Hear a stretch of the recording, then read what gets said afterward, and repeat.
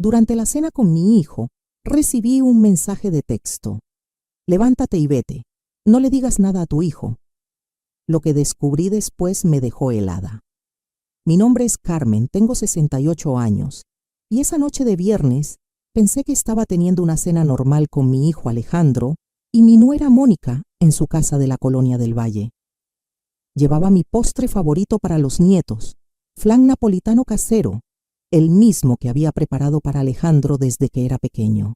Estábamos sentados alrededor de la mesa de comedor que yo les había regalado cuando se casaron hace 15 años. Los niños, Sebastián de 12 años y Sofía de 9, me contaban sobre sus clases de natación mientras yo les servía más flan. Mónica parecía nerviosa esa noche, revisando constantemente su teléfono, pero pensé que era por el trabajo en la agencia de publicidad. Alejandro me estaba contando sobre un proyecto nuevo en su empresa constructora cuando mi celular vibró sobre la mesa. Era un mensaje de un número desconocido. Levántate y vete. No le digas nada a tu hijo. Si quieres saber la verdad sobre lo que están planeando para ti, sal de la casa y espérame en el café La Parroquia de la esquina. Tienes 10 minutos. Mi sangre se heló. ¿Quién me estaba escribiendo? ¿Qué verdad? ¿Qué estaban planeando para mí? Miré alrededor de la mesa. Alejandro seguía hablando animadamente sobre su trabajo. Los niños reían jugando con las cucharas del flan. Y Mónica me estaba observando con una expresión extraña en los ojos, como si estuviera esperando algo. «Abuelita, ¿estás bien?», preguntó Sebastián. «Te ves pálida». «Sí, mi amor», mentí, guardando rápidamente el teléfono en mi bolsa. «Solo me mareé un poquito. Creo que necesito tomar aire fresco». «¿Quieres que te lleve a casa, mamá?», preguntó Alejandro, empezando a levantarse. No, respondí rápidamente, recordando las palabras del mensaje. «Es solo un mareo. Voy a caminar un poquito por la cuadra para que me dé el aire. En 10 minutos regreso».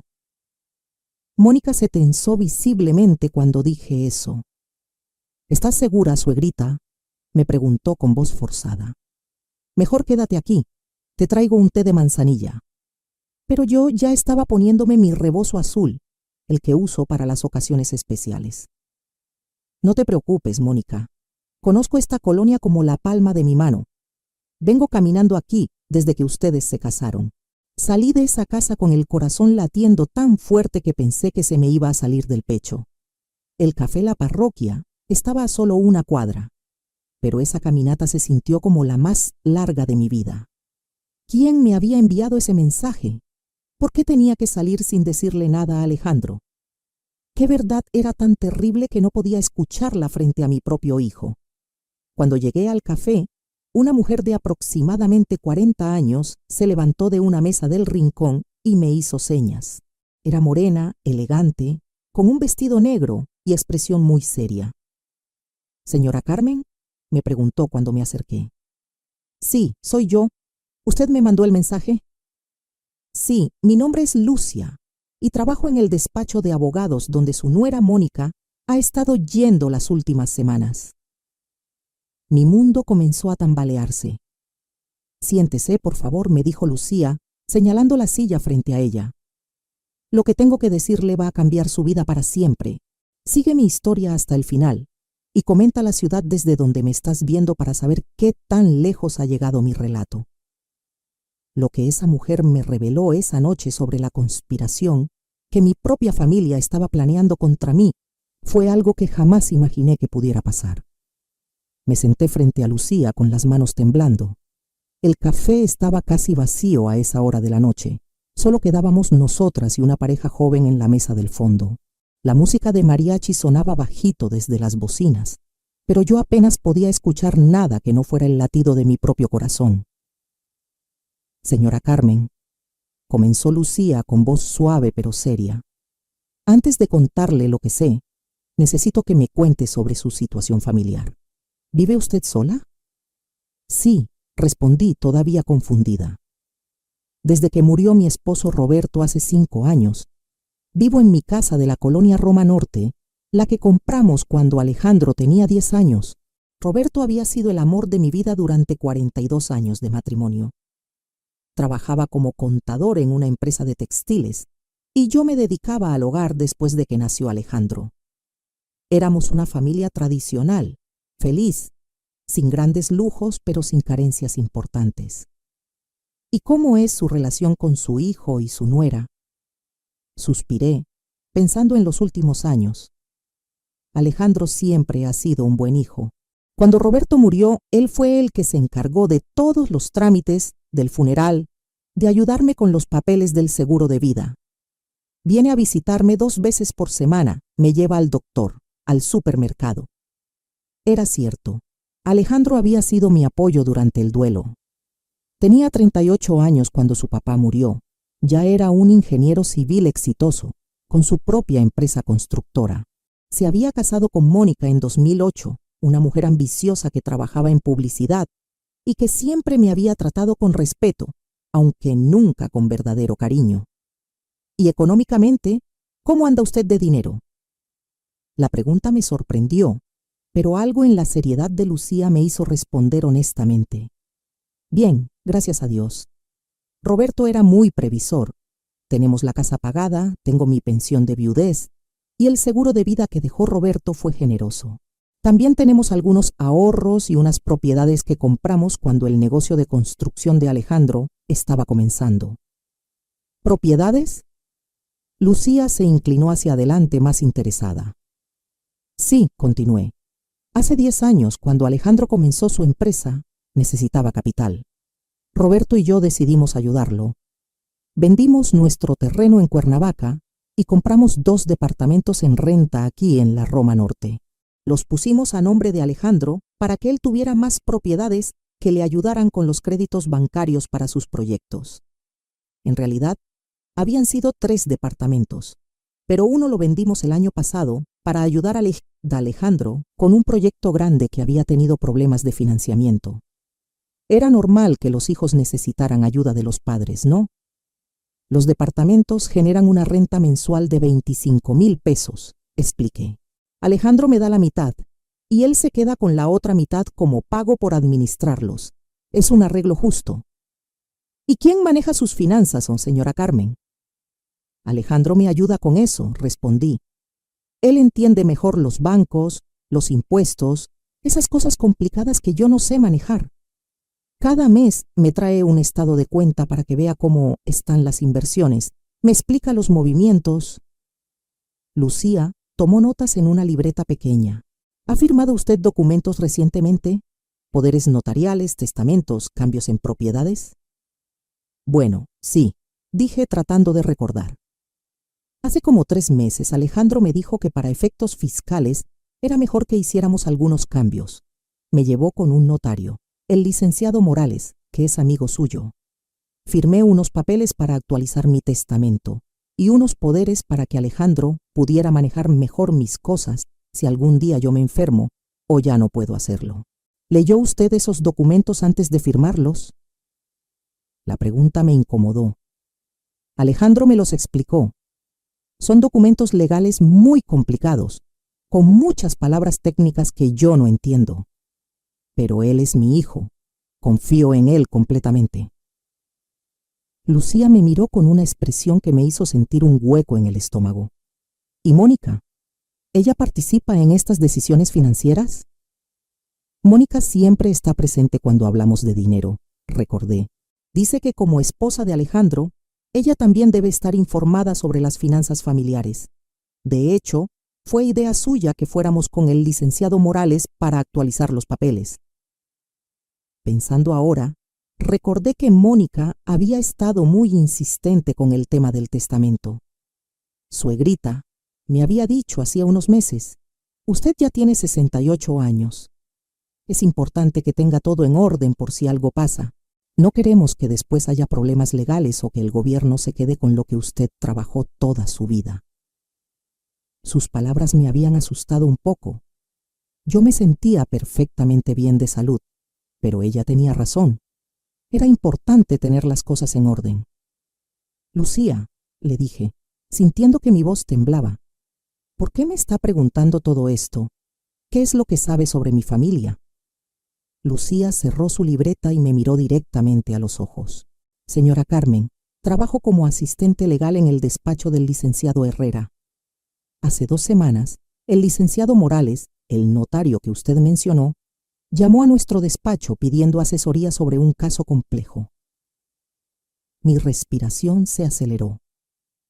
Su nuera Mónica contrató nuestros servicios por separado, sin que su esposo lo supiera. Quería saber sobre procedimientos legales para declarar incapacidad mental en personas mayores. El mundo comenzó a girar a mi alrededor. ¿Incapacidad mental?, susurré. Mónica nos dijo que tenía una suegra de 68 años que estaba comenzando a mostrar signos de demencia senil, que se le olvidaban las cosas, que repetía las mismas historias, que a veces se confundía con las fechas y los nombres. Pero yo no, comencé a protestar.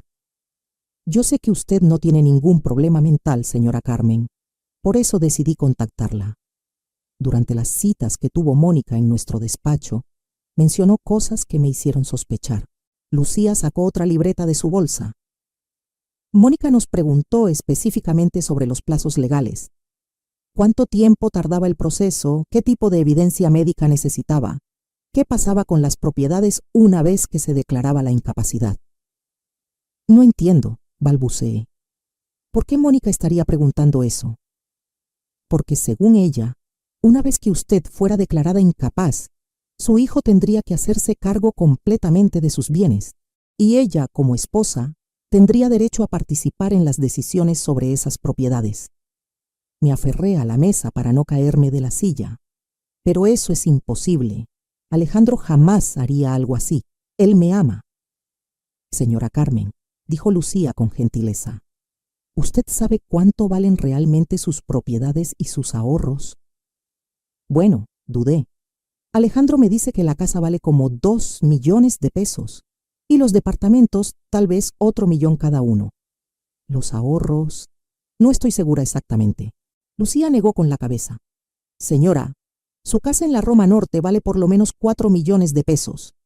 Los departamentos que usted dice que están a nombre de Alejandro, cada uno vale más de 2 millones. Estamos hablando de un patrimonio de más de 10 millones de pesos. La cifra me golpeó como un martillazo. 10 millones. Y eso sin contar las cuentas de inversión y los seguros. Señora Carmen, usted es una mujer muy rica, pero parece que no se ha dado cuenta. Las lágrimas comenzaron a rodar por mis mejillas. Durante 5 años, desde la muerte de Roberto, había confiado completamente en Alejandro para manejar nuestro dinero. Nunca había cuestionado sus explicaciones. Nunca había pedido una segunda opinión. ¿Y qué más le dijo Mónica en esas citas?, pregunté con voz quebrada. Mónica preguntó sobre los plazos para vender propiedades una vez obtenida la tutela por incapacidad. También preguntó sobre trasladar dinero a cuentas en el extranjero. ¿En el extranjero? Sí. Parece que Mónica y su esposo tienen planes de mudarse a Estados Unidos. Mónica nos dijo que su esposo había recibido una oferta de trabajo en Miami, pero que necesitaban liquidez para hacer la inversión inicial. Todo comenzó a tener sentido de la manera más horrible. Los últimos meses, Alejandro había estado hablando mucho sobre oportunidades de negocio en Estados Unidos. Mónica había comenzado a tomar clases de inglés. Los niños habían mencionado que tal vez cambiarían de escuela el próximo año. Pero yo nunca he mostrado signos de demencia, protesté. Estoy perfectamente bien de mis facultades. Por eso necesitan crear evidencia falsa, explicó Lucía. Mónica nos preguntó sobre médicos que pudieran diagnosticar demencia con base en testimonios familiares. También preguntó sobre la posibilidad de usar medicamentos que pudieran afectar temporalmente la memoria o la lucidez de una persona. El horror de lo que estaba escuchando me dejó sin habla. Mi propia nuera estaba planeando drogarme para hacerme parecer demente. ¿Y Alejandro?, pregunté, aferrándome a la esperanza de que mi hijo no supiera nada de esto. Lucía me miró con compasión. Señora Carmen, el licenciado Morales llamó a nuestro despacho porque Alejandro también lo está presionando. Quiere acelerar los trámites para que usted firme más documentos. El notario comenzó a sospechar porque los cambios que están pidiendo son muy drásticos y muy rápidos. ¿Qué tipo de cambios? Quieren que usted firme una donación de todas sus propiedades a nombre de Alejandro y que lo nombre como su único heredero universal, excluyendo a cualquier otro familiar que pudiera tener derechos. Pensé en mi hermana Rosa, que vive en Puebla, en mis sobrinos, en todos los familiares que Roberto y yo habíamos querido incluir en nuestro testamento original. ¿Cuándo quieren que firme esos papeles?, pregunté con terror. Según lo que escuché, van a llevarla al notario la próxima semana. Me quedé en silencio, procesando toda esta información. Mi hijo, el niño que había criado con amor, que había estudiado ingeniería gracias a nuestros sacrificios, que había llorado en el funeral de su papá prometiéndome que siempre me cuidaría, estaba planeando robarme todo lo que tenía. Y su esposa, la mujer que había recibido como hija en mi familia, estaba dispuesta a drogarme y declararme demente para acelerar el proceso. ¿Por qué me está contando esto?, le pregunté a Lucía. ¿Por qué se arriesga a perder su trabajo? Porque tengo una abuela de 70 años, respondió con lágrimas en los ojos. Y si alguien estuviera planeando hacerle esto a ella, yo esperaría que alguien me lo dijera. En ese momento entendí que mi vida había cambiado para siempre, pero también entendí algo más importante. Todavía tenía tiempo para defenderme. Después de la revelación de Lucía, regresé a la casa de Alejandro en estado de shock. Había pasado 1 hora en el café, mucho más de los 10 minutos que había prometido. Cuando toqué la puerta, Mónica la abrió inmediatamente, como si hubiera estado esperando junto a la ventana. «Suegrita, ¿dónde estaba?» «Estábamos preocupadísimos», exclamó con una sonrisa falsa que ahora me parecía siniestra. «Se me hizo tarde platicando con doña Mercedes, mi vecina», mentí. «La encontré en el parque y ya saben cómo es de platicadora». Mónica me estudió la cara cuidadosamente. «Se ve usted muy pálida. ¿Está segura de que se siente bien?» Por primera vez en mi vida, escuché las palabras de mi nuera con sospecha. ¿Me estaba preguntando sobre mi salud por cariño genuino o estaba evaluando si ya era momento de comenzar su plan? «Estoy perfectamente bien», respondí con firmeza. «Solo un poco cansada». Alejandro apareció desde la sala cargando a Sofía en brazos. «Mamá, me asustaste. Mónica y yo ya estábamos pensando en salir a buscarte». Lo miré a los ojos, buscando alguna señal de la traición que estaba planeando, pero solo vi a mi hijo de siempre, preocupado, cariñoso, aparentemente sincero. «Perdón, hijo. Ya sabes que a mi edad una se distrae fácilmente». Las palabras salieron de mi boca automáticamente, pero me helé al escucharlas. ¿Había dicho eso porque realmente me sentía distraída o porque inconscientemente ya estaba adoptando el papel de la anciana confundida que ellos querían que interpretara? «Abuelita», dijo Sebastián corriendo hacia mí, «¿ya se te olvidó que quedamos en que me ibas a enseñar y hacer flan el sábado?» «Por supuesto que no se me olvidó, mi amor», le respondí abrazándolo fuerte, pero vi cómo Mónica y Alejandro intercambiaron una mirada significativa por encima de nuestras cabezas. Durante el resto de la velada, comencé a notar cosas que antes había ignorado. La manera en que Mónica me observaba cuando hablaba, como si estuviera tomando notas mentales. Cómo Alejandro me hacía preguntas aparentemente inocentes sobre mi rutina diaria, mis medicamentos, si recordaba bien las citas médicas. «Mamá», me dijo mientras tomábamos café después de la cena, «ayer pasé por tu casa para dejarte unas naranjas que compré, pero no abriste. ¿Estabas durmiendo a las 3 de la tarde?» Era mentira. Yo había estado en casa toda la tarde del jueves, trabajando en mi jardín. Nunca había tocado la puerta. «No, hijo. Estuve en el jardín toda la tarde. Tal vez no escuché el timbre». «Qué extraño», murmuró Mónica. «El jueves yo también fui a visitarla a las 5 y tampoco abrió. Pensé que tal vez había salido, pero su carro estaba en el garaje». Otra mentira. Mónica no había ido a visitarme el jueves, pero me di cuenta de lo que estaban haciendo. Estaban construyendo una narrativa donde yo comenzaba a mostrar signos de confusión y aislamiento. ¿Estás segura de que te sientes bien, mamá?, insistió Alejandro. Últimamente te noto un poco despistada. ¿Despistada cómo?, pregunté manteniendo la calma. Bueno, la semana pasada me llamaste 3 veces para preguntarme la misma cosa sobre tu cita con el cardiólogo. Falso. Yo había llamado una sola vez para confirmar la hora, porque el doctor había cambiado su horario. Y hace 2 semanas, añadió Mónica, cuando fuimos al supermercado, se le olvidó dónde había estacionado el carro. Mentira descarada. Habíamos ido en el carro de Mónica porque el mío estaba en el taller. Me di cuenta de que llevaban semanas, tal vez meses, fabricando evidencias de mi supuesta demencia. Y yo, como una tonta, no me había dado cuenta de que cada olvido que ellos mencionaban era una invención para construir su caso. Tal vez deberías ver ya a un doctor, mamá, sugirió Alejandro con voz preocupada, solo para asegurarnos de que todo esté bien. ¿Qué tipo de doctor?, pregunté, aunque ya sospechaba la respuesta. Un geriatra, respondió Mónica inmediatamente. O tal vez un neurólogo, alguien que se especialice en los cambios que vienen con la edad. De hecho, continuó Alejandro, Mónica conoce un doctor muy bueno, el doctor Salinas. Atiende a muchas personas de tu edad que han tenido pequeños episodios de confusión. Por primera vez en mi vida, miré a mi hijo y sentí miedo en lugar de amor.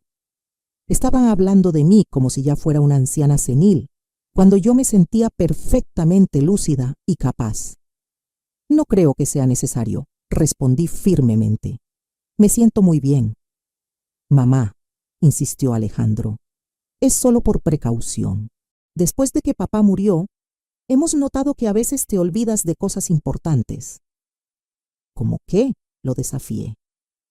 Alejandro y Mónica se miraron entre ellos, como si hubieran ensayado esta conversación. Bueno, comenzó Mónica, como el mes pasado cuando se le olvidó pagar la luz y se la cortaron. Mi sangre hirvió. Mónica, la luz nunca se cortó. Hubo un apagón en todo el barrio por unas obras de la CFE.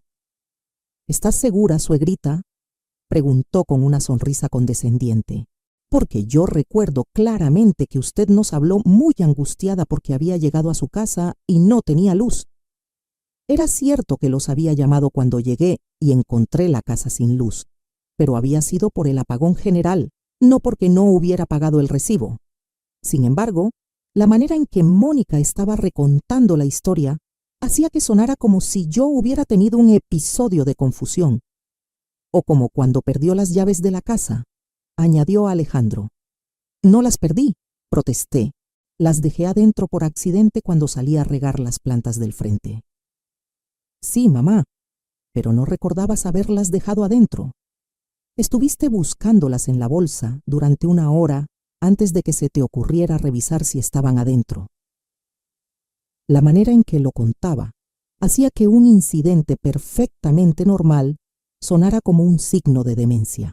Me di cuenta de que llevaban meses reinterpretando cada pequeño olvido normal, cada distracción cotidiana, cada momento de confusión momentánea que cualquier persona de cualquier edad puede tener, y los estaban convirtiendo en evidencia de deterioro mental. ¿Saben qué?, dije poniéndome de pie.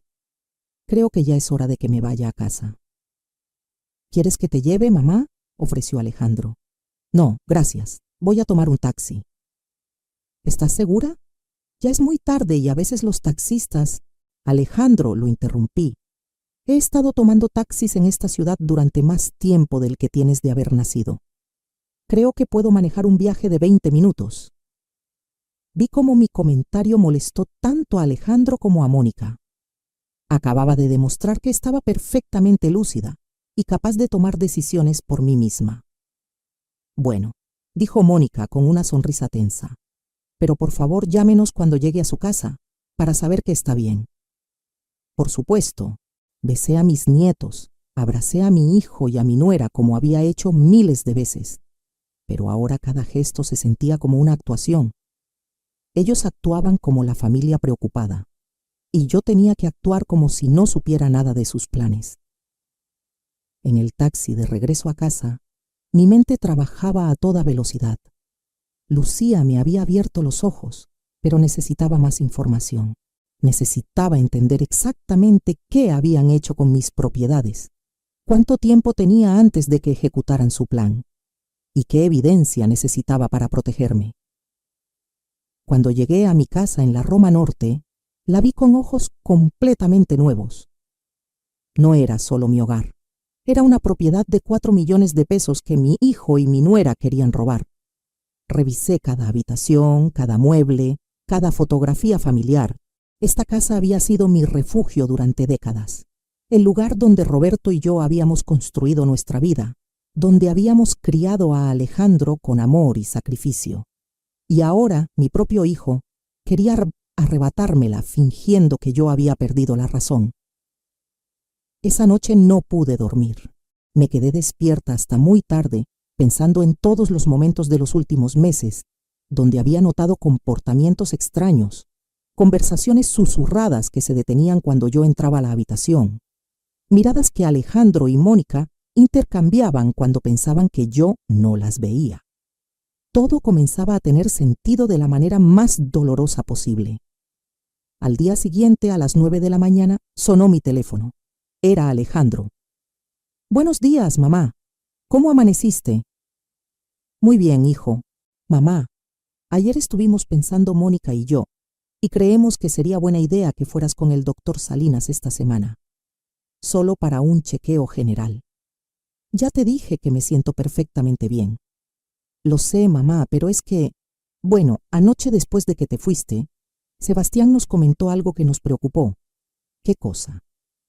«Dijo que cuando estaban haciendo la tarea juntos la semana pasada, tú le preguntaste 3 veces cómo se llamaba su maestra. Él pensó que era raro porque ya la conoces desde hace 2 años. Otra mentira. Sebastián y yo habíamos hecho la tarea solo una vez la semana pasada y nunca había preguntado por su maestra. Pero me di cuenta de algo terrible. Estaban usando a mis propios nietos para construir evidencia falsa contra mí. Estaban poniendo palabras en la boca de Sebastián para justificar su diagnóstico fabricado. «Alejandro», le dije con voz firme, «no voy a ir con ningún doctor hasta que tú y yo tengamos una conversación muy seria sobre mis finanzas». Hubo un silencio del otro lado de la línea. «¿Tus finanzas? ¿Por qué quieres hablar de eso, mamá?» «Porque quiero entender exactamente cuánto dinero tengo, dónde está invertido y cuáles son mis opciones». «Mamá, ya hemos hablado de eso muchas veces, ¿no recuerdas?» Ahí estaba otra vez, cuestionando mi memoria.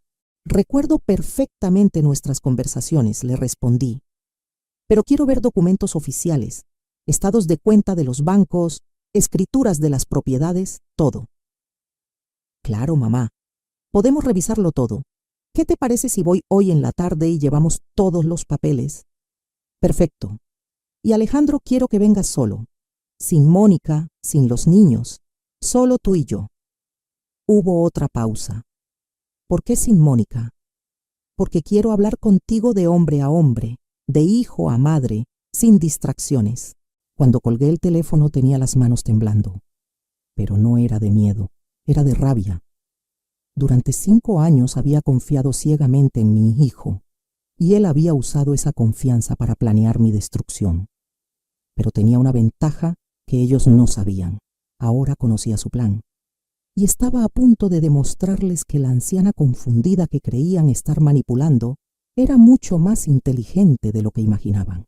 Esa tarde, mientras esperaba que Alejandro llegara con los documentos, hice algo que no había hecho en 5 años. Revisé a fondo todos mis papeles personales. Durante décadas había confiado en Roberto para manejar nuestras finanzas y después de su muerte, había transferido esa confianza a Alejandro sin cuestionamientos.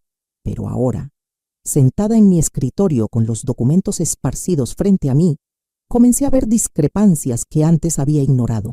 Encontré el testamento original que Roberto y yo habíamos hecho en 2015, 3 años antes de su muerte. En ese documento, yo heredaba todo automáticamente, y después de mi muerte, los bienes se repartían entre Alejandro, mi hermana Rosa y mis 2 sobrinos de Puebla. También había un fideicomiso para la educación de Sebastián y Sofía.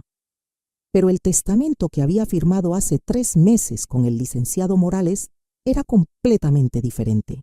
En la nueva versión, Alejandro era mi único heredero universal, y no había ninguna mención de Rosa ni de mis sobrinos. Cuando Alejandro llegó esa tarde, traía una carpeta gruesa y una expresión preocupada. «Mamá», me dijo dándome un beso en la mejilla, «me da mucha pena que tengas que preocuparte por estas cosas. Yo pensé que estaba manejando todo de la mejor manera para que tú no tuvieras estrés». «Siéntate, hijo», le dije señalando la silla frente a mi escritorio. «Quiero que me expliques algunas cosas». Abrió la carpeta y comenzó a sacar documentos. «Mira, mamá, aquí tienes los estados de cuenta de tus 3 cuentas bancarias. Esta es la cuenta de cheques donde depositan tu pensión. Esta es la cuenta de ahorros y esta es la cuenta de inversiones». Revisé los números. La cuenta de cheques tenía 45,000 pesos. La de ahorros tenía 80,000 y la de inversiones mostraba 200,000. ¿Solo 325,000 pesos?, pregunté. ¿Eso es todo lo que tengo? Bueno, mamá, también están las propiedades, pero recuerda que los departamentos están generando gastos. Los impuestos, el mantenimiento, las reparaciones. A veces incluso perdemos dinero con ellos. ¿Cuánto valen los departamentos exactamente? Según el último avalúo, cada uno vale como 1,200,000 pesos. ¿Y esta casa? Esta casa vale como 2,500,000. Los números no cuadraban con lo que Lucía me había dicho. Según ella, solo mi casa valía 4 millones. Alejandro, le dije calmadamente, quiero una segunda opinión sobre los valores de las propiedades. Se tensó visiblemente. ¿Una segunda opinión? ¿Por qué? El avalúo lo hizo una empresa muy confiable. Porque quiero estar segura, es mi dinero, ¿no? Por supuesto, mamá. Es solo que... Bueno, los avalúos cuestan dinero. Y si ya tenemos uno reciente, no me importa lo que cueste. Vi cómo su mandíbula se apretaba. Era la primera vez en años que yo cuestionaba sus decisiones financieras. ¿Sabes qué, hijo? También quiero copias de las escrituras de todas las propiedades. Las escrituras están aquí, dijo señalando unos documentos en la carpeta. Los tomé y comencé a leerlos cuidadosamente. Era la primera vez en años que realmente leía un documento legal en lugar de simplemente firmarlo. Lo que descubrí me heló la sangre.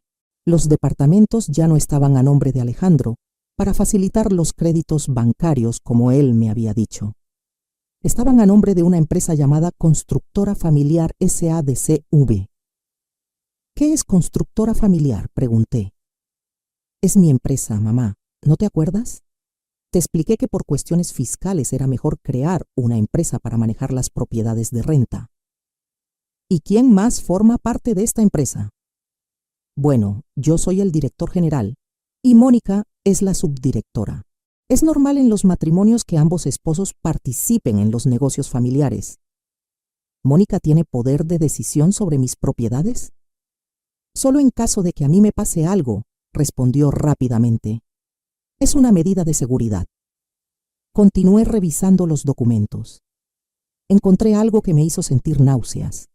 Un contrato de administración donde yo le daba poder a Alejandro para vender, hipotecar o transferir cualquiera de mis propiedades sin mi consentimiento explícito. ¿Cuándo firmé esto?, pregunté mostrándole el documento. Hace como 6 meses cuando fuimos con el licenciado Morales. ¿No recuerdas? Te expliqué que era para agilizar los trámites en caso de emergencia. ¿Qué tipo de emergencia requeriría que vendieras mis propiedades sin preguntarme? Bueno, mamá, dijo con voz paciente, como si le estuviera hablando a una niña. Imagínate que te enfermas gravemente o que tienes un accidente y no puedes tomar decisiones. Si necesitáramos dinero urgente para tu tratamiento médico, este poder me permitiría vender una propiedad rápidamente. Sonaba razonable, pero después de lo que Lucía me había contado, todo sonaba siniestro. ¿Y este otro documento?, pregunté señalando un papel que no reconocía. Es una actualización de tu testamento. Simplificamos las cosas para evitar problemas legales después. ¿Qué le pasó a la parte donde Rosa y mis sobrinos heredaban algo? Alejandro suspiró como si fuera una pregunta muy complicada. Mamá, tú y yo hablamos sobre esto. Rosa tiene su propia familia y sus propios bienes, y tus sobrinos viven en Estados Unidos ahora. Tienen buena posición económica. Decidimos que era mejor concentrar la herencia en la línea directa. ¿Yo decidí eso o tú lo decidiste? Mamá, dijo con un tono que comenzaba a sonar molesto. ¿Por qué estás cuestionando todo esto? Durante 5 años he manejado tus finanzas sin problemas. Tu dinero ha crecido, tus propiedades se mantienen, tienes ingresos mensuales. ¿Cuál es el problema?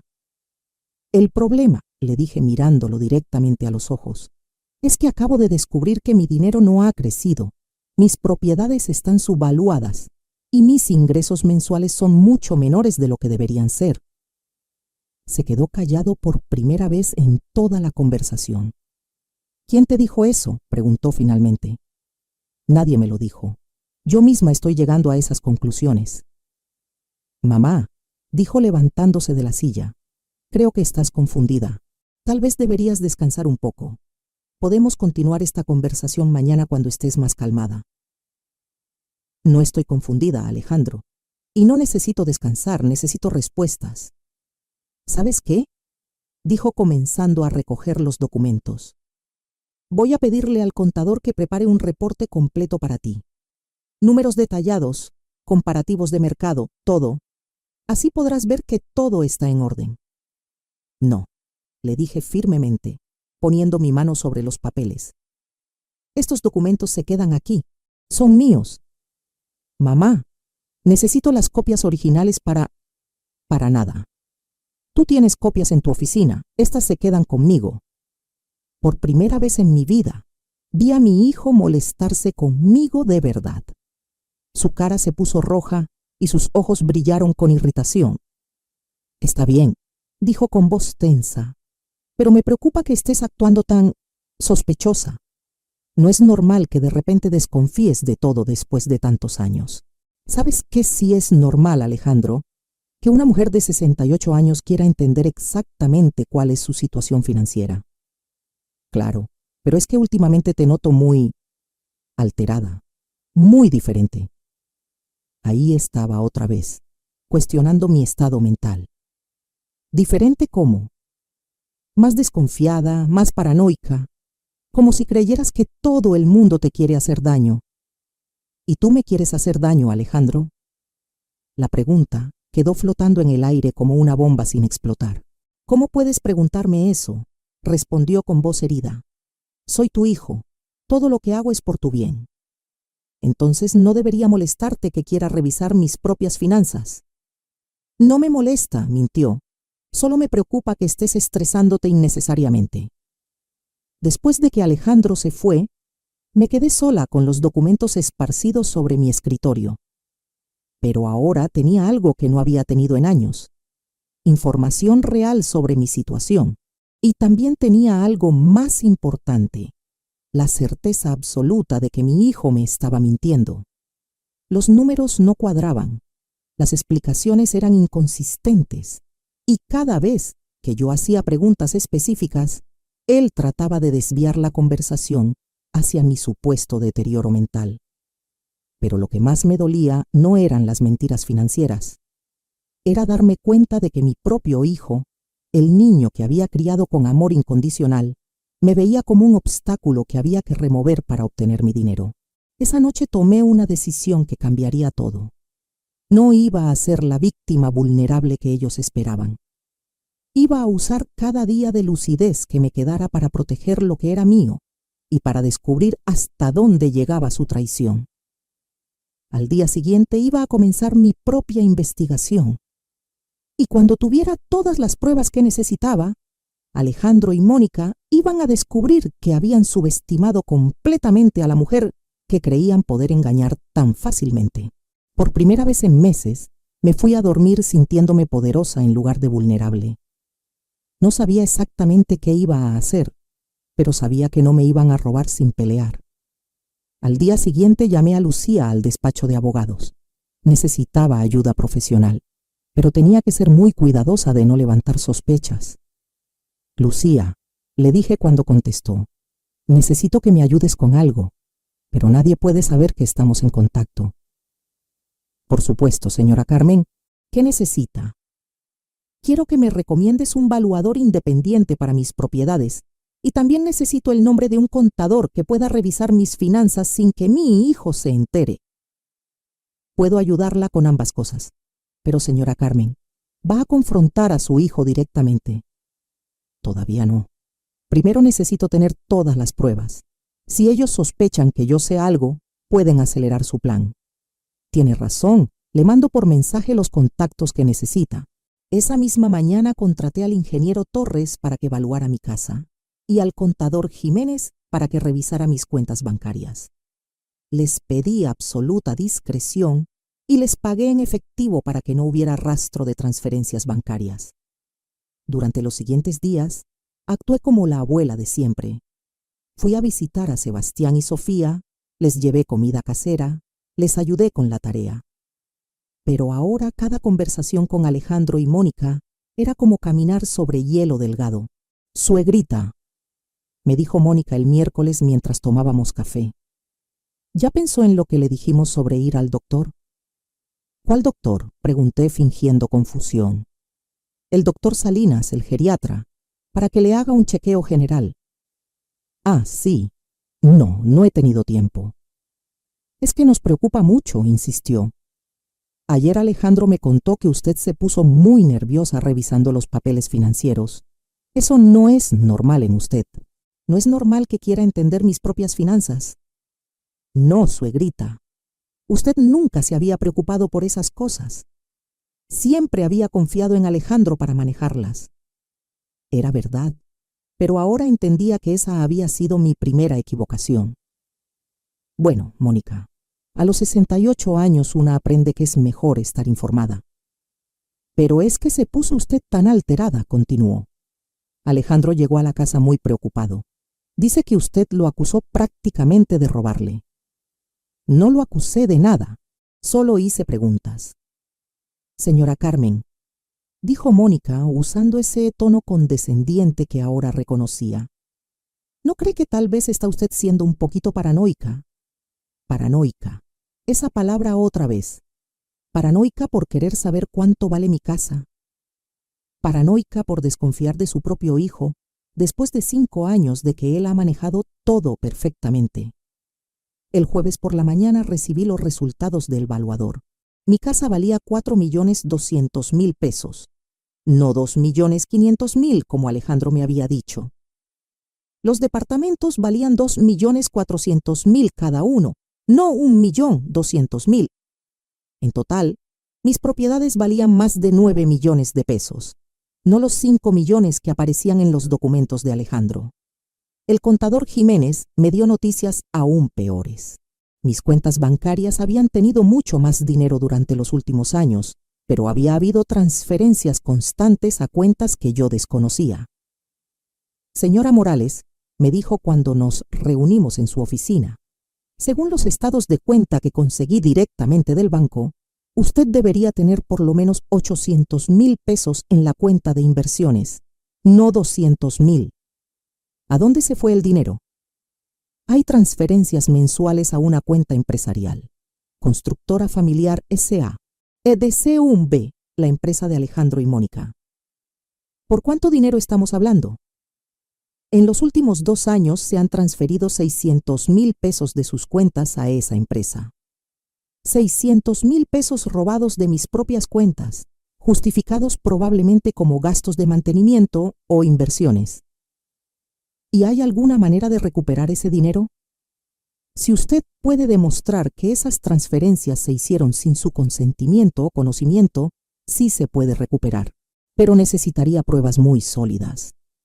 Esa tarde, mientras cocinaba lentejas para la cena, mi rutina normal de siempre, mi mente trabajaba furiosamente planeando mi estrategia.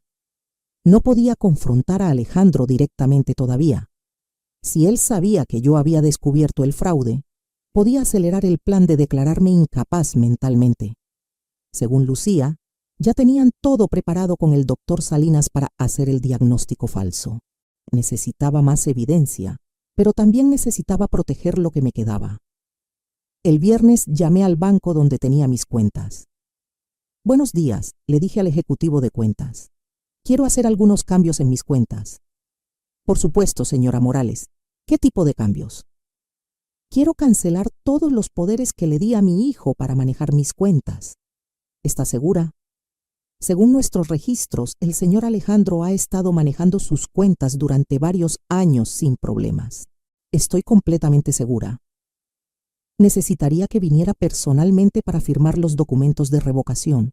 Perfecto. Puede ser hoy mismo. Esa tarde fui al banco y revoqué todos los poderes que Alejandro tenía sobre mis cuentas. También cambié las claves de acceso y solicité que me enviaran los estados de cuenta directamente a mi casa, no a la oficina de Alejandro, como había sido durante años. ¿Hay algo más que podamos hacer por usted?, me preguntó el ejecutivo.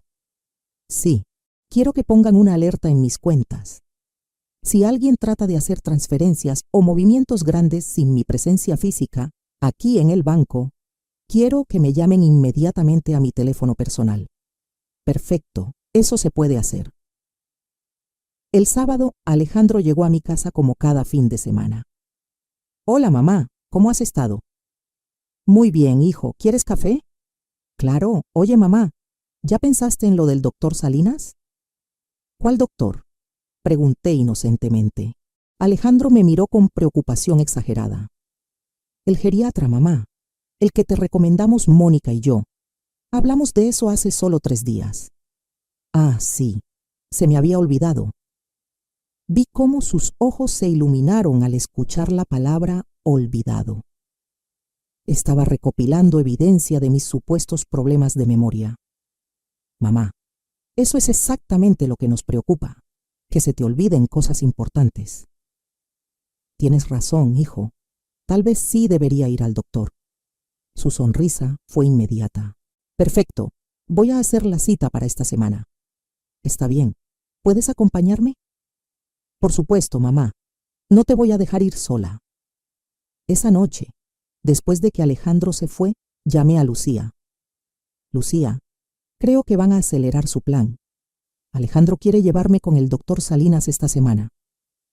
Señora Carmen, ¿está preparada para lo que viene? Creo que sí. Tengo los valuadores reales de mis propiedades. Tengo evidencia del dinero que han robado. Y ya protegí mis cuentas bancarias. ¿Y qué piensa hacer? Voy a ir a esa cita médica. Pero antes voy a prepararme para demostrar que estoy perfectamente cuerda. ¿Cómo? Voy a grabar toda la consulta. Voy a hacer que el doctor Salinas se retracte de cualquier diagnóstico falso frente a testigos. Y después voy a confrontar a mi hijo con todas las pruebas que tengo. Es arriesgado, señora Carmen. Lo sé, pero estoy cansada de fingir que no sé nada. Es hora de que Alejandro y Mónica descubran que la anciana tonta, que creen estar manipulando, no es tan tonta después de todo. El domingo por la noche, mientras planchaba mi vestido azul para la cita médica del lunes, me sentí más fuerte de lo que me había sentido en años. Durante 5 años había sido víctima de la manipulación de mi propio hijo, pero ahora tenía información, tenía pruebas y, más importante, tenía un plan. Alejandro y Mónica habían subestimado completamente a la mujer que creían poder engañar tan fácilmente. Estaban a punto de descubrir su error. El lunes por la mañana me vestí con especial cuidado. Mi vestido azul marino, mi collar de perlas que Roberto me había regalado en nuestro 20º aniversario y mis zapatos de charol negro. Si iba a enfrentar una conspiración, lo haría con dignidad. Alejandro llegó puntualmente a las 10 de la mañana. Buenos días, mamá. ¿Lista para ir con el doctor? Lista, le respondí, guardando discretamente mi teléfono en mi bolsa con la grabadora activada. En el carro, mientras manejaba hacia el consultorio, Alejandro no paraba de hablar. Mamá, quiero que sepas que esto es solo por precaución. El doctor Salinas es muy bueno, muy comprensivo. Solo va a hacerte algunas preguntas sencillas, nada complicado. ¿Qué tipo de preguntas? Cosas básicas. Fechas, nombres, memoria reciente. Es un protocolo estándar para personas de tu edad. ¿Y qué pasa si el doctor encuentra algo problemático? Alejandro me miró por el espejo retrovisor. Mamá, si el doctor encuentra que tienes algún inicio de demencia o algo así, no es el fin del mundo.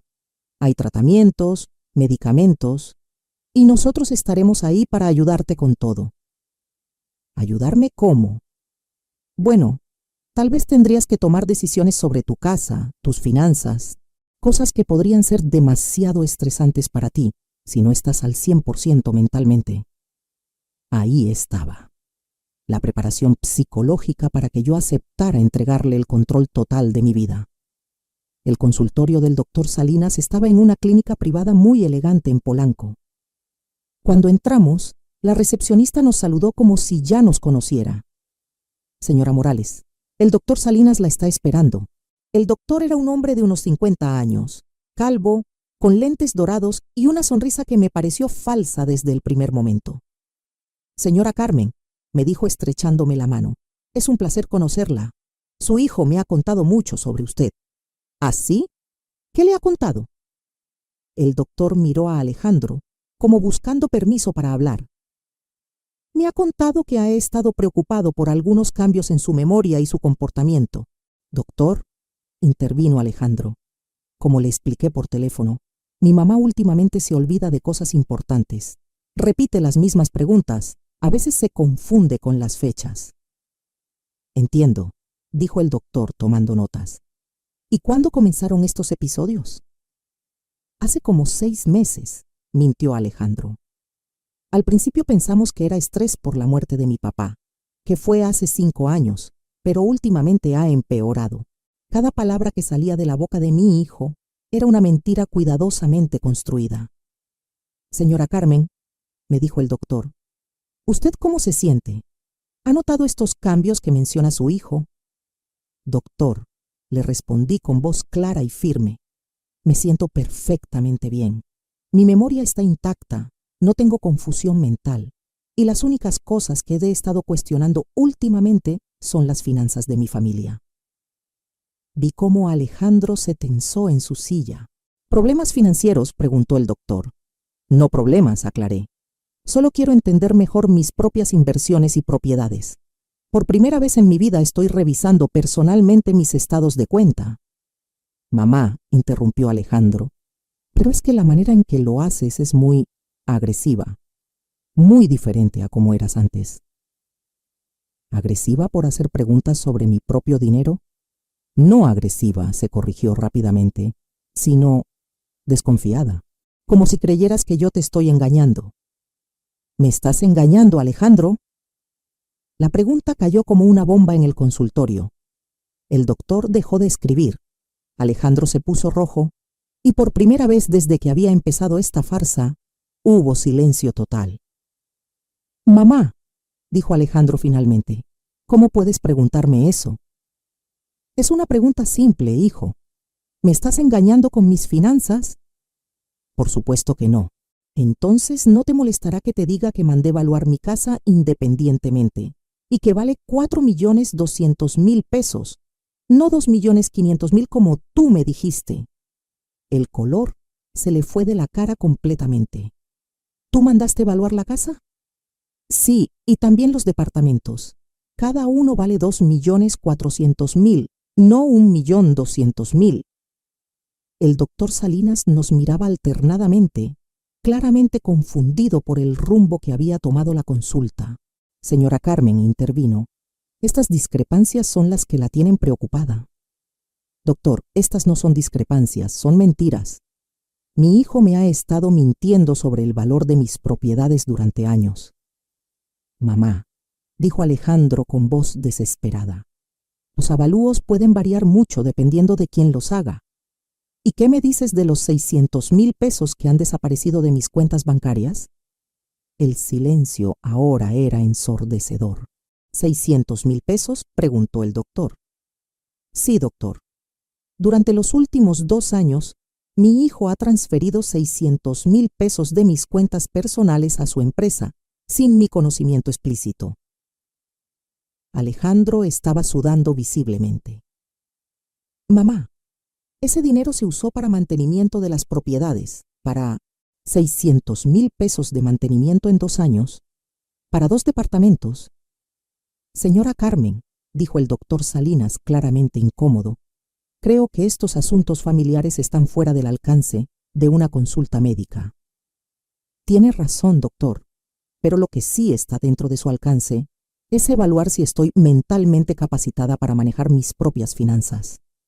Me puse de pie y saqué mi teléfono. Doctor, tengo aquí una grabación de una conversación que tuve con una abogada la semana pasada, donde se mencionan procedimientos para declarar incapacidad mental en personas mayores. ¿Le gustaría escucharla? El doctor Salinas se puso pálido. Señora Carmen, yo no sé de qué está hablando. ¿No? ¿No recibió una llamada de mi nuera Mónica preguntando sobre diagnósticos de demencia basados en testimonios familiares? Yo no puedo discutir otros casos. Por supuesto que no puede, porque sería poco ético diagnosticar a alguien con demencia sin una evaluación médica real, solo basándose en lo que dicen los familiares interesados en su dinero. Alejandro se levantó bruscamente. Mamá, creo que deberíamos irnos. Estás muy alterada. No me voy a ningún lado, le dije con firmeza. Doctor Salinas, quiero que me haga una evaluación mental completa, ahora mismo. Pruebas de memoria, de orientación, de capacidad de decisión, todo lo que necesite para determinar si estoy o no capacitada mentalmente. Señora Carmen, eso no es necesario. Sí es necesario, porque quiero que quede documentado oficialmente que estoy perfectamente cuerda. Durante la siguiente hora, el doctor Salinas me sometió a una batería completa de pruebas mentales, preguntas sobre fechas, cálculos matemáticos, memoria a corto y largo plazo, capacidad de razonamiento. Respondí todo perfectamente. Señora Carmen, dijo finalmente el doctor, sus resultados están completamente dentro de los parámetros normales para una persona de su edad. No hay ningún signo de deterioro cognitivo o demencia. ¿Podría poner eso por escrito, doctor? Por supuesto. Mientras el doctor preparaba el reporte, me volví hacia Alejandro, que estaba sentado en silencio con la cabeza entre las manos. Alejandro, le dije, ahora vamos a tener esa conversación que hemos estado evitando.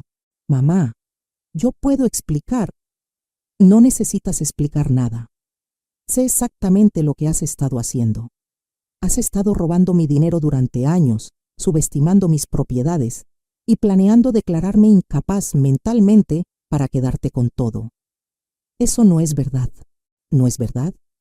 Entonces, ¿por qué tu esposa fue a consultar a un abogado sobre procedimientos de incapacidad mental?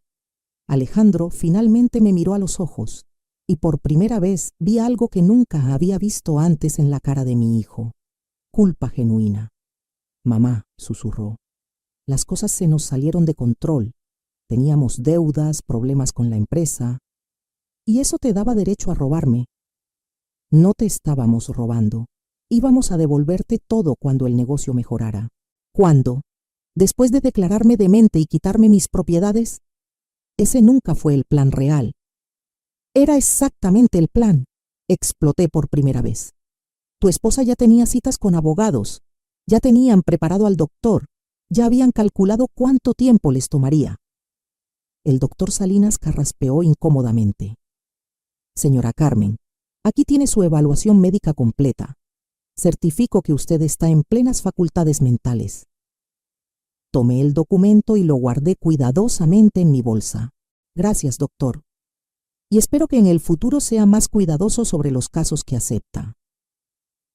Salimos del consultorio en silencio total. En el carro, Alejandro no arrancaba. Mamá, dijo finalmente, ¿qué va a pasar ahora? Ahora vamos a ir a tu casa, le respondí, y vamos a tener una conversación familiar completa, con Mónica presente. Mamá, Mónica no sabe nada de... Alejandro, lo interrumpí. No me mientas más. Ya sé todo, todo. El viaje a su casa fue el más largo de mi vida, pero por primera vez en meses no era yo la que tenía miedo. Era mi turno de ser la que tenía el control. Cuando llegamos a casa de Alejandro, Mónica estaba en la cocina preparando la comida. Se veía relajada, confiada, como si todo estuviera saliendo según sus planes. «Suegrita, ¿cómo le fue con el doctor?», preguntó con una sonrisa dulce que ahora me daba náuseas. «Muy bien, Mónica. El doctor me dio un certificado médico confirmando que estoy en perfectas facultades mentales». La sonrisa se le borró de la cara inmediatamente. Miró a Alejandro buscando una explicación, pero él tenía la vista fija en el suelo. ¿Un certificado? ¿Por qué necesitaría un certificado? Para demostrar que estoy perfectamente cuerda cuando los demande por fraude. Mónica se puso pálida como la pared. ¿Demandar? ¿De qué está hablando? Me senté en la sala y saqué todos los documentos de mi bolsa. Los avalúos reales de las propiedades, los estados de cuenta del banco, el reporte del contador y el certificado médico. «Siéntense los dos», les ordené. «Es hora de que sepan exactamente lo que sé». Durante los siguientes 30 minutos les mostré cada evidencia, cada discrepancia, cada mentira que habían construido durante años. 600,000 pesos robados de mis cuentas, comencé. 4 millones de pesos de diferencia en el valor real de mis propiedades.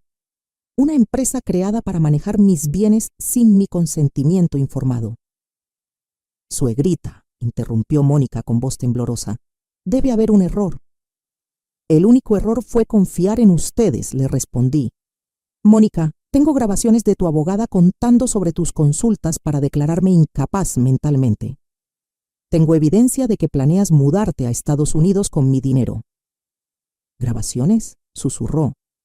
«Sí, y también tengo testigos de que buscaste médicos dispuestos a diagnosticar demencia sin evaluaciones reales».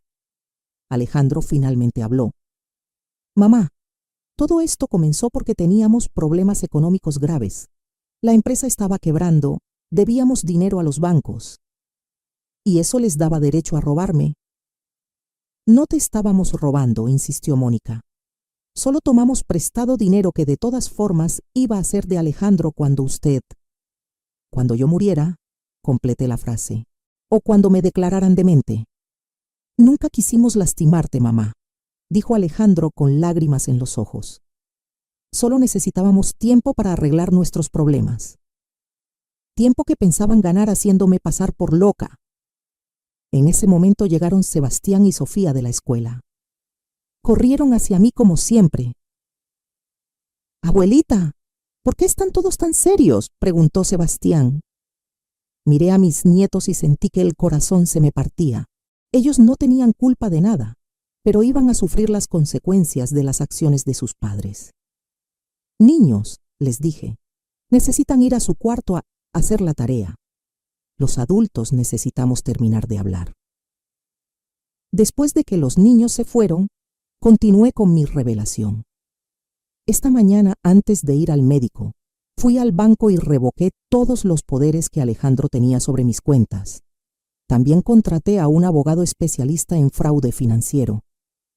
«¿Un abogado?», preguntó Mónica con terror. «Sí, el licenciado Herrera. Me dijo que con las evidencias que tengo, puedo no solo recuperar todo el dinero robado, sino también demandarlos penalmente por fraude y abuso de confianza». «Mamá, por favor», suplicó Alejandro. «Somos familia». «La familia no se roba entre sí, Alejandro». Saqué un documento de mi bolsa. «Pero voy a darles una oportunidad que ustedes nunca me dieron a mí. La oportunidad de hacer lo correcto».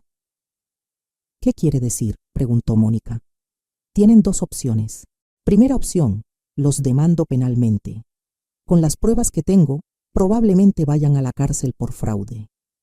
Alejandro perdería su licencia profesional, ustedes perderían esta casa y mis nietos crecerían sabiendo que sus padres son criminales». Los 2 estaban llorando ahora. «¿Cuál es la segunda opción?», preguntó Alejandro.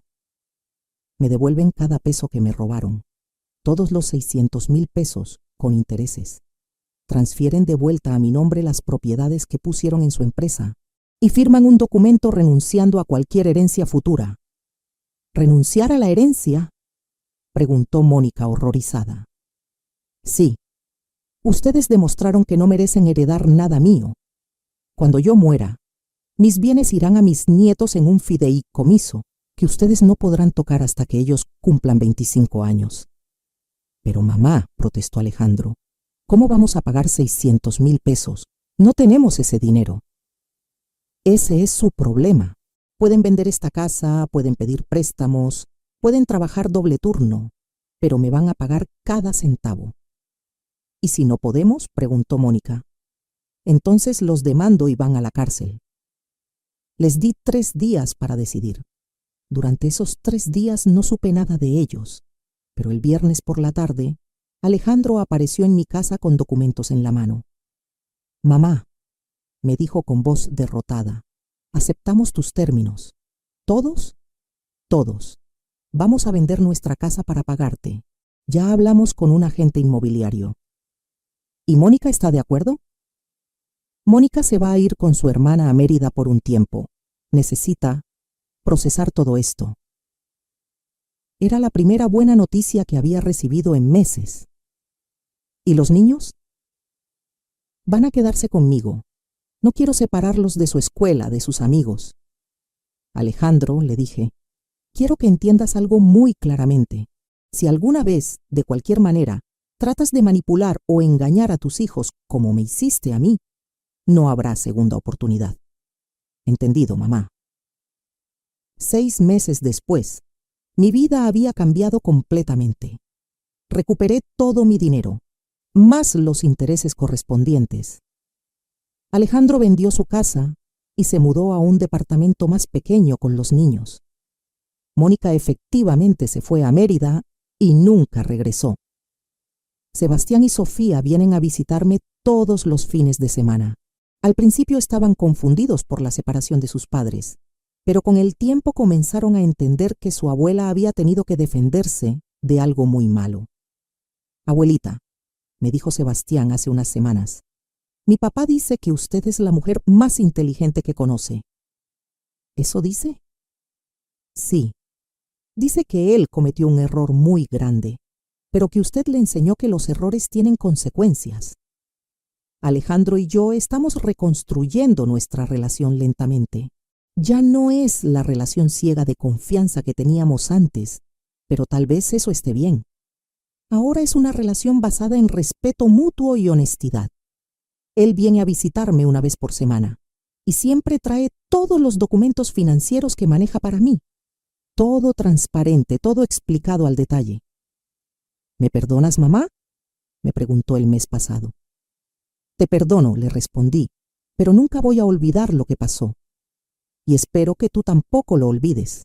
Con el dinero recuperado decidí hacer algunos cambios en mi vida. Contraté a un administrador financiero independiente para manejar mis inversiones. También actualicé mi testamento con un abogado diferente, estableciendo el fideicomiso para mis nietos como había prometido. Pero lo más importante fue lo que hice conmigo misma. A los 68 años aprendí la lección más valiosa de mi vida. Nunca es demasiado tarde para defenderte. Nunca eres demasiado viejo para ser inteligente. Y la confianza ciega, incluso en la familia, puede ser peligrosa. Me inscribí en clases de computación para aprender a manejar mis finanzas digitalmente. También tomé un curso de finanzas personales para entender mejor las inversiones y los valores inmobiliarios. Cada mañana me despierto en mi casa de la Roma Norte, preparo mi café, leo los periódicos y reviso mis estados de cuenta bancarios. Ya no dependo de nadie más para entender mi propia situación financiera. Los martes por la tarde voy a un grupo de apoyo para personas mayores que han sido víctimas de abuso financiero familiar. Descubrí que mi caso no es único. Hay muchas mujeres de mi edad que han pasado por situaciones similares. La diferencia, les digo a las otras mujeres del grupo, es que yo tuve suerte de descubrir la verdad a tiempo. También me hice voluntaria en un centro de asesoría legal gratuita, ayudando a otras personas mayores a entender sus derechos y protegerse del abuso financiero. Lucía, la abogada que me alertó sobre la conspiración, se ha vuelto una buena amiga. Cenamos juntas una vez al mes y ella me ayuda a estar al día con las leyes que protegen a las personas de mi edad. Señora Carmen, me dijo hace poco, usted se salvó porque tuvo el valor de luchar. Muchas personas en su situación simplemente se resignan. Es que yo tenía algo por lo que luchar, le respondí. Tenía mi dignidad. Ahora, cuando veo a mis nietos los fines de semana, les enseño cosas que nunca pensé que tendría que enseñarles. Les hablo sobre la importancia de la honestidad, sobre cómo el dinero puede cambiar a las personas, sobre la diferencia entre amor verdadero y amor interesado. Abuelita, me preguntó Sofía el domingo pasado, ¿por qué mi mamá se fue? Tu mamá se fue porque tomó decisiones muy malas, mi amor, pero lo importante es que tú aprendas a tomar decisiones buenas. ¿Cómo sé cuáles son las decisiones buenas? Las decisiones buenas son las que no lastiman a otras personas, especialmente a las personas que te aman. Esta experiencia me enseñó que el amor familiar verdadero no es ciego. Es amor con límites, con respeto y con honestidad. Durante años confundí el amor incondicional con la confianza incondicional, y esa confusión casi me cuesta todo lo que tenía. Ahora tengo 69 años y me siento más fuerte y más inteligente que nunca. Mis propiedades están protegidas, mis finanzas están en orden y mi futuro está asegurado no por la generosidad de otros, sino por mi propia determinación de defender lo que es mío. ¿Qué harías tú si descubrieras que tu propia familia está conspirando contra ti? ¿Has pasado por algo similar? Comenta abajo y cuéntame tu historia. A veces pensamos que por ser mayores debemos confiar ciegamente en nuestros hijos, pero yo aprendí que la edad nos da sabiduría, no vulnerabilidad. La familia que realmente te ama no necesita robarte para demostrar su cariño. El amor verdadero respeta tu dignidad, tu inteligencia y tus derechos, sin importar cuántos años tengas. A los 69 años, finalmente aprendí a amarme a mí misma lo suficiente para defenderme. Y esa fue la lección más valiosa de toda mi vida.